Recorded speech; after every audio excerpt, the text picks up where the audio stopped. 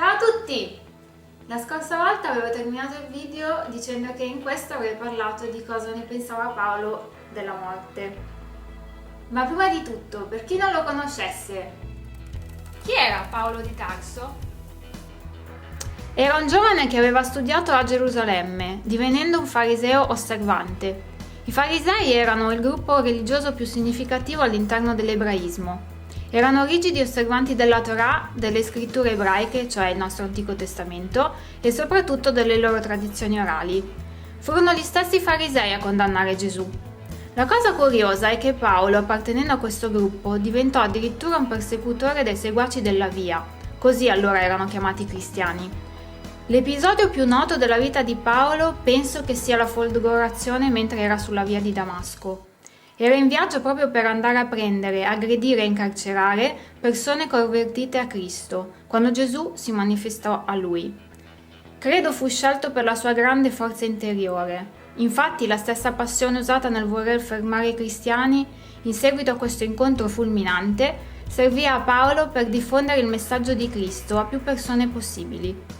Questo grande e apparentemente inverosimile cambiamento accadde proprio perché fu testimone di Gesù risorto e perché capì che in lui c'era la salvezza. Da quel momento incomincia la vera avventura di Paolo, che lo porterà per mari, monti e deserti. Così passò da persecutore all'essere perseguitato. Fu imprigionato, frustato in più di un'occasione, lapidato, naufragò 3 volte. Patì la fame e la sete e la sua vita finì a Roma, dove subì il martirio. Paolo vide molte volte la morte in faccia, ma cosa ne pensava Paolo della morte? Ora, come sempre, Cristo sarà glorificato nel mio corpo, sia con la vita, sia con la morte. Per me, infatti, il vivere è Cristo e il morire è un guadagno. Ma se la mia vita può ancora essere utile al mio lavoro di apostolo, non so che cosa scegliere. Sono spinto da opposti desideri. Da una parte desidero lasciare questa vita per essere con Cristo, e ciò sarebbe certamente per me la cosa migliore. Dall'altra è molto più utile per voi che io continui a vivere. Convinto di questo, so che resterò e continuerò a rimanere con voi tutti per aiutarvi ancora e perché proviate quella gioia che viene dalla fede. Così avrete un motivo di più per lodare Gesù Cristo a causa del mio ritorno tra voi. Infatti per me il vivere è Cristo e il morire un guadagno. E poi dice anche che desiderava morire per essere con Cristo perché era molto meglio. Queste affermazioni di Paolo sono veramente incredibili. Noi siamo così attaccati alla vita, come se fosse la cosa più preziosa. Invece Paolo pensava che ci avrebbe guadagnato con la morte. E cosa avrebbe guadagnato? L'eternità con Gesù, la vera vita, l'essere liberato da questo corpo che ci pone dei limiti. Finalmente non avrebbe più sofferto i tormenti, i dolori. E io dico, finalmente non dovrò più preoccuparmi di rimanere in linea né di combattere la cellulite. Ma a parte gli scherzi, la cosa che Paolo aveva veramente compreso era che sì, questa vita terrena era la cosa più preziosa, ma perché? Non solo per stare qua, ma perché questa vita terrena gli avrebbe permesso, e ci permetterà, di passare all'altra. Per alcuni questa può essere una cosa da pazzi, una pazzia, anche se io penso che chi vive solo per questa vita forse è lui che ha qualcosa di pazzo, perché come si può pensare che siamo tutto qua? E, tra l'altro Paolo l'aveva prevista questa cosa e infatti disse libro di Corinzi al capitolo 1, disse: poiché il mondo non ha conosciuto Dio, mediante la propria sapienza. È piaciuto a Dio nella sua sapienza di salvare i credenti con la pazzia della predicazione. Poiché la predicazione della croce è pazzia per quelli che periscono, ma per noi che veniamo salvati è la potenza di Dio. Una volta anch'io pensavo che questa predicazione della croce fosse una pazzia. Sicuramente una volta, se avessi visto Paolo o sentito Paolo, l'avrei portato uno con le rotelle fuori posto, ma perché ero concentrata su me stessa, sul credere di essere invincibile, e quindi quando tu credi, anche se sai che c'è la morte, ma credi di potercela fare, non credi mai che queste mani smetteranno un giorno di muoversi e questo cuore di battere, forse ecco, è lì che magari uno può pensare, non prendere in considerazione, ecco, una cosa così importante.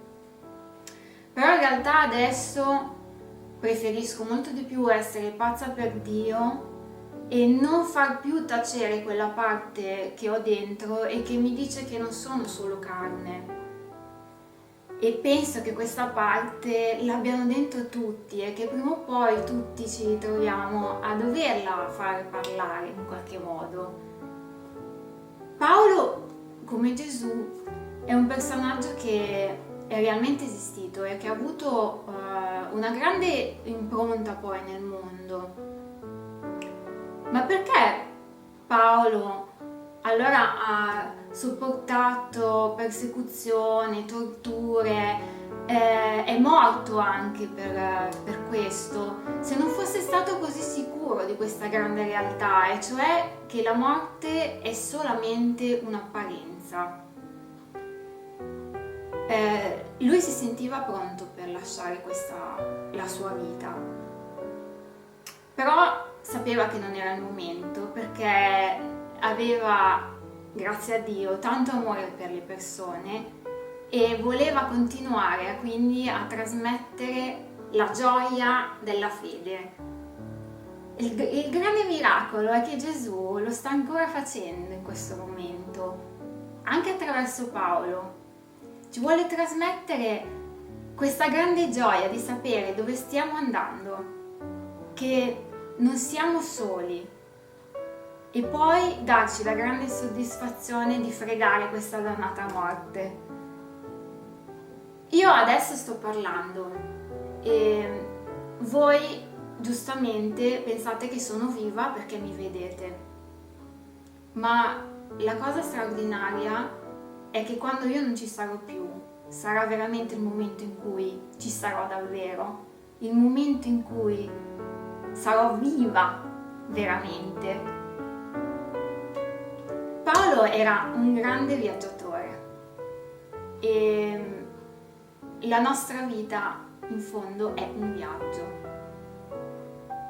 Come in tutti i viaggi ci possono essere degli intoppi, però quando si vuole andare in vacanza alla meta ci si vuole arrivare e a volte il viaggio sembra lungo, però la meta c'è e quando arrivi al mare o in montagna sei felice di esserci.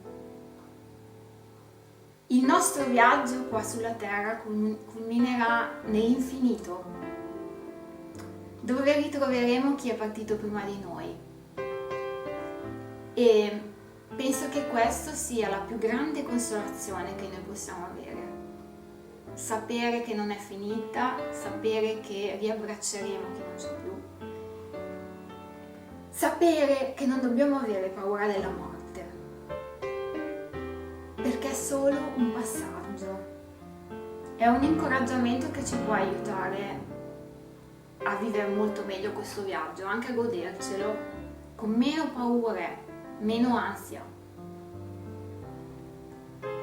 Paolo era veramente forte, ha detto delle cose che se uno ci presta attenzione sono veramente potenti.